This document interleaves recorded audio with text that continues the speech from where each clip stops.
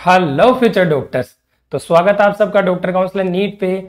आज की इस वीडियो में अपन एआईक्यू राउंड 3 के बारे में बात करने वाले हैं कि एआईक्यू राउंड 3 में क्या नियम अप्लाई होते हैं, किसको फ्रेश रजिस्ट्रेशन करना है, किसको नहीं करना है, एग्जिट किया था उनको क्या करना है, कैसे चॉइस फिलिंग करनी है, वो सारा इस वीडियो में अपन देखने वाले हैं। तो आपको वीडियो एंड तक देखना है, हमारा चैनल सब्सक्राइब करना है, बेल आइकन प्रेस करना है। अगर आप हमारा पेड काउंसलिंग प्रोग्राम लेना चाहते हैं तो स्क्रीन पे दिए हुए नंबर पे हमसे कांटेक्ट कर सकते हैं। स्क्रीन पे दिए हुए सारे फीचर्स आपको मिल जाएंगे। तो चलिए वीडियो शुरू करते हैं। तो सबसे पहले एआईक्यू राउंड 3 है, उसके अपन नियम देख लेते हैं कि कैसे काम करता है। इसका पूरा फ्लो चार्ट देख लेते हैं अपन। एआईक्यू राउंड 3, एआईक्यू राउंड 3 में सबसे पहले होता है रजिस्ट्रेशन। अब रजिस्ट्रेशन कौन कौन करवा सकते हैं? रजिस्ट्रेशन एक तो वो कैंडिडेट करा सकते हैं जिन्होंने अभी तक नहीं करवाया, उनको फ्रेश रजिस्टर कराना है। मतलब जिन्होंने ना तो राउंड 1 में करवाया ना 2 में करवाया, वो अब डायरेक्ट राउंड 3 के लिए फ्रेश रजिस्टर करवा सकते हैं।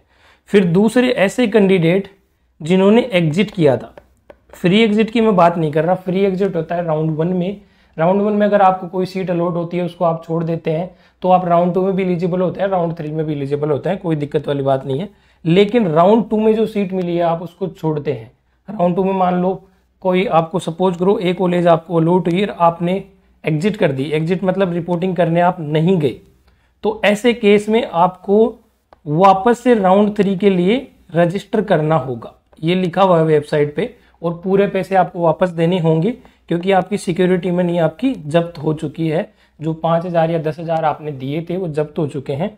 दोबारा से आपको फुल पेमेंट ऑफ फीस करना पड़ेगा। अब इनका रजिस्ट्रेशन कैसे होगा, ये बच्चे काफ़ी कंफ्यूजन में हैं। तो मैं आपको बता दूं कि वेबसाइट है, एमसीसी की वेबसाइट आप खोलेंगे तो वहाँ पे न्यू रजिस्ट्रेशन लिखा हुआ आएगा होम पे।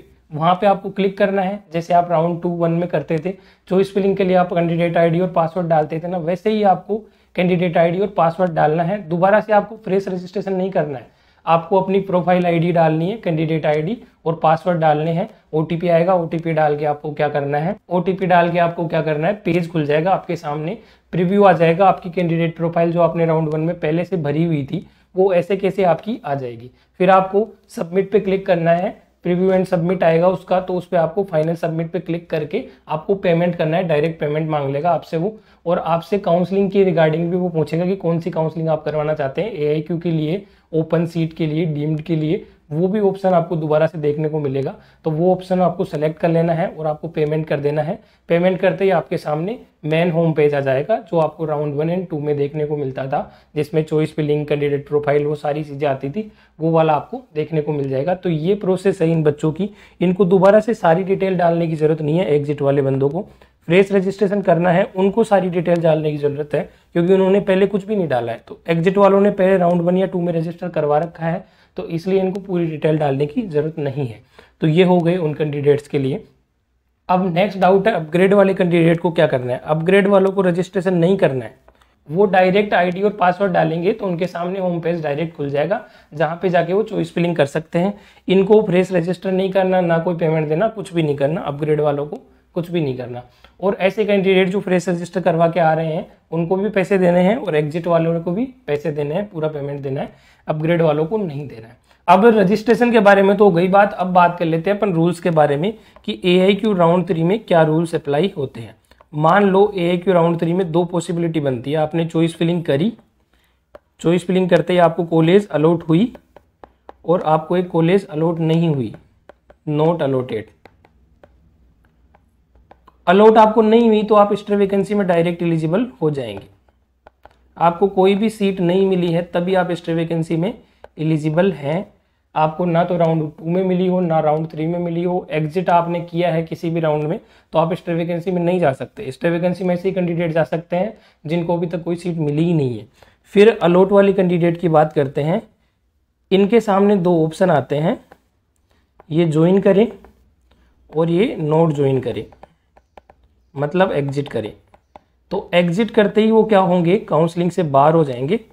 काउंसलिंग उनके लिए दी एंड हो जाएगी।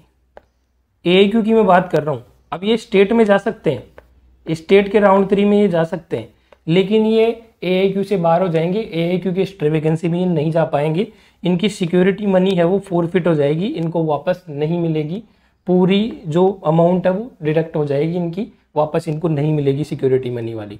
फिर ऐसे कैंडिडेट जिन्होंने ज्वाइन किया है, अब ज्वाइन किया है वो क्या होंगे, उनके लिए भी काउंसलिंग दी एंड हो जाएगी। आगे ये पार्ट नहीं ले पाएंगे, ना तो ये स्टे वैकेंसी में ले पाएंगे और ना ये स्टेट में ले पाएंगे। ध्यान रखिएगा, AIQ राउंड 3 फाइनल राउंड है। अगर आपने ज्वाइन कर लिया तो आप स्टेट में भी नहीं जा सकते और आप AIQ में भी नहीं जा सकते स्टे वैकेंसी में। अब कुछ बच्चे बोल रहे हैं कि सर हम तो स्टेट में करवा देंगे, चॉइस फिलिंग तो करा ही सकते हैं। नहीं करवा सकते। एक लिस्ट जारी करेगी MCC कि इन बच्चों ने AIQ राउंड 3 में ज्वाइन कर लिया है, इनको ब्लॉक कर दो, तो स्टेट वाले उनको ब्लॉक कर देंगे। आप स्टेट के राउंड 3 में अप्लाई नहीं कर पाओगे। इसलिए AIQ राउंड 3 में आपको सोच समझ के सीट ज्वाइन करना है। आपकी मनपसंद की सीट है, आप तभी ज्वाइन करिए, वरना स्टेट राउंड 3 के लिए देखिए अगर आपकी स्टेट में आपकी पॉसिबिलिटी है तो ये सीन बन जाता है।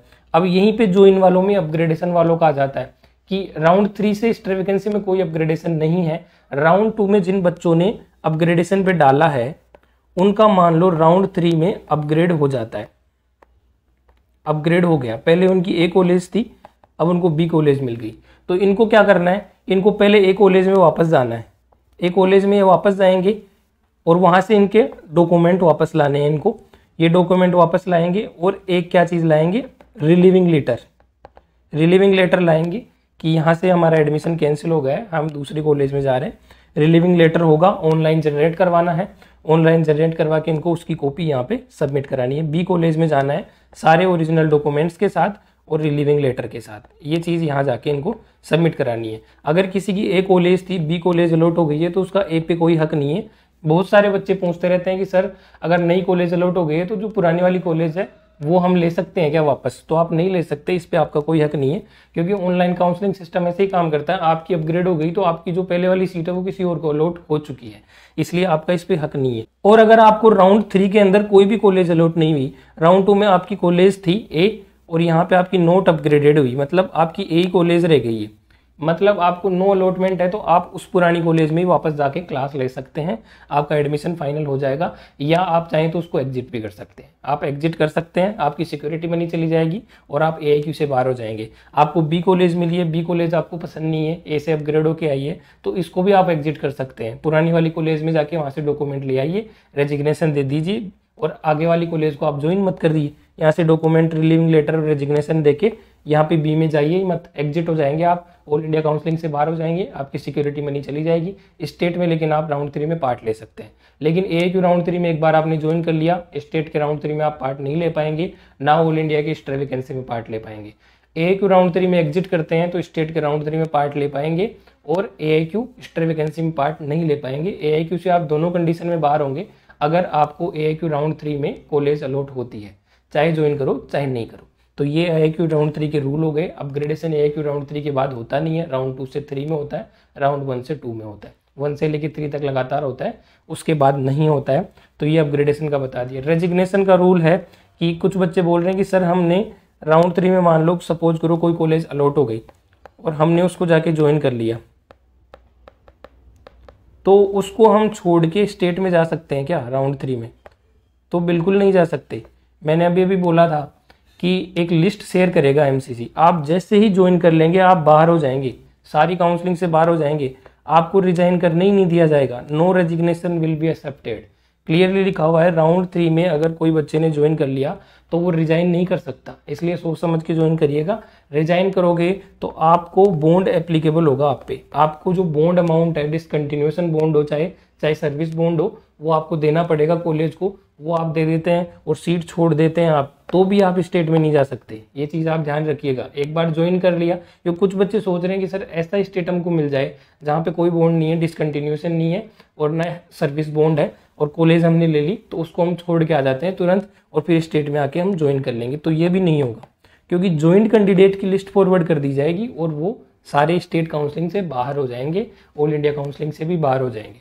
तो ये चीज़ आपको ध्यान रखनी है। रेजिग्नेशन नहीं होगा AIQ राउंड 3 के बाद और अपग्रेड भी नहीं होगा। अपग्रेड के रूल मैंने बता दी है। अगर आपकी कॉलेज अपग्रेड होती है नई कॉलेज में, आप एडमिशन ले सकते हैं पुरानी से डॉक्यूमेंट वापस लाके, या फिर आप उसको एग्जिट भी कर सकते हैं। आपकी अपग्रेड नहीं हुई है, पुरानी रह गई है, तो उसको भी आप एग्जिट कर सकते हैं या उसमें जाके आप क्लास ले सकते हैं। आपकी सिक्योरिटी मनी फॉरफिट हो जाएगी एग्जिट के केस में।